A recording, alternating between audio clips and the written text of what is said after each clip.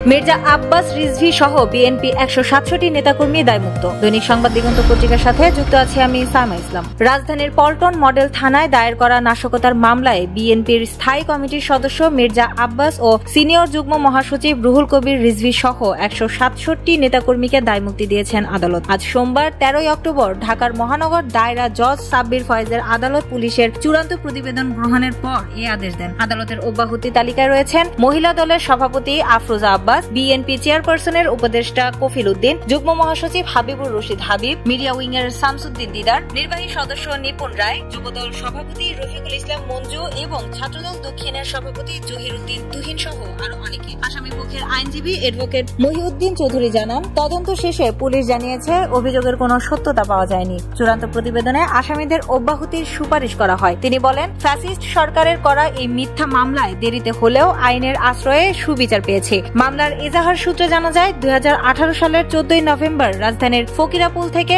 আফরোজা আব্বাসের নেতৃত্বে একটি মিছিল নয়াপল্টনের বিএনপি কেন্দ্রীয় কার্যালয়ের সামনে আসে। একই এলাকায় আরো ৩টি মিছিল পরিচালিত হয়। অভিযোগে বলা হয়, তারা রোড অবরোধ, উত্তেজনা সৃষ্টির পাশাপাশি পুলিশের গাড়ি ও যানবাহনে আগুন ধরিয়ে ভাঙচুর চালায়। পল্টন থানার এসআই মোহাম্মদ আলামিন বাদী হয়ে মামলা দায়ের করেন। তদন্ত শেষে অভিযোগের সত্যতা না পাওয়ায় আদালত আসামিদের দায়মুক্তি দেন।